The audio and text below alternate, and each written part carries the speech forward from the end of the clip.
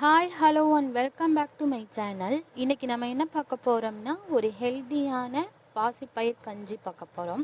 இந்த கஞ்சி எப்படி செய்கிறதுன்னு இந்த வீடியோக்குள்ளே போய் பார்க்கலாம். அதுக்கு முன்னாடி this video sponsored by SPO digital marketing.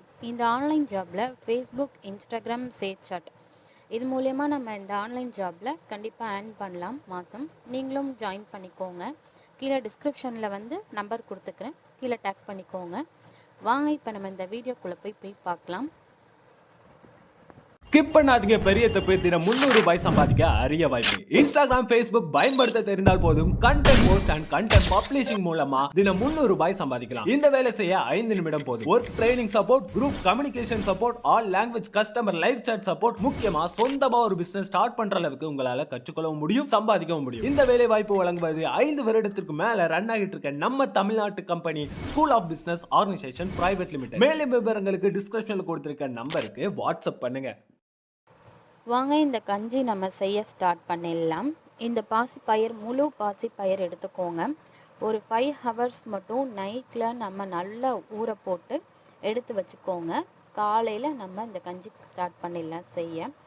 இப்போ இந்த பாசிப்பயிரை குக்கரில் ஒரு 2 விசில் இல்லைன்னா ஒரு 3 விசில் போல், அப்போ தான் அந்த கஞ்சி போல் அந்த பாசிப்பயிர் நல்லா வெந்து வரும். அதே மாதிரி ஒரு 3 விசில் போட்டு எடுத்துக்கோங்க.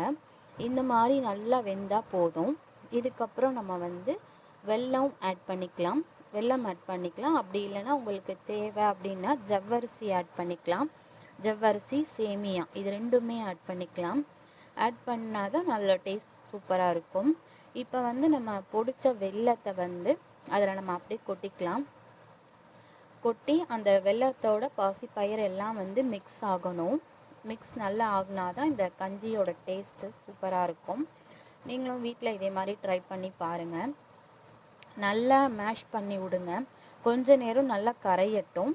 இதில் நம்ம இப்போ சேமியா நம்ம சேர்த்துக்கலாம். இந்த மாதிரி பொடிசாக உடச்சி வச்சுக்கோங்க. சேமியா நம்ம பாயசத்துக்கு செய்வோம்ல, அந்த சேமியா இருந்தால் போதும். இது எல்லாம் போட்டால் டேஸ்ட்டு சூப்பராக இருக்கும். வெறும் பாசிப்பயிர் மட்டும் வச்சு கஞ்சி காய்ச்சினா அந்த டேஸ்ட் அந்தளவுக்கு வராது. அதனால் சேமியா, கொஞ்சம் சின்ன ஜவ்வரிசி ரெண்டுமே ஆட் பண்ணிக்கோங்க. இப்போ இது ரெண்டும் நல்லா கொஞ்சம் வேகட்டும். கொஞ்ச நேரம் நல்லா வெந்தோன்னா இந்த சேமியா நான் போட்டு ஒரு 10 மினிட்ஸ் இருந்தால் போதும். கொஞ்ச நேரத்தில் அது வெந்து வந்துடும். அதுக்கப்புறம் நம்ம ஜவ்வரிசி சேர்த்துக்கலாம். இந்த சின்ன ஜவ்வரிசியும் நம்ம சேர்த்தாலும் ஒரு 5 மினிட்ஸ் இல்லைனா 10 மினிட்ஸ்லேயே இது குக் ஆகிடும். அவ்வளோதான். நம்ம கொஞ்சோண்டு ஒரு சால்ட்டு சேர்த்துக்கோங்க. நான் அதை வீடியோவில் காமிக்கலை. நீங்கள் கொஞ்சம் சால்ட்டு சேர்த்திங்கன்னா அந்த இனிப்பு நல்லா தூக்கி காமிக்கும். இந்த கஞ்சி கண்டிப்பாக நீங்கள் வீட்டில் ட்ரை பண்ணிவிட்டு எனக்கு கமெண்ட் பண்ணுங்கள்.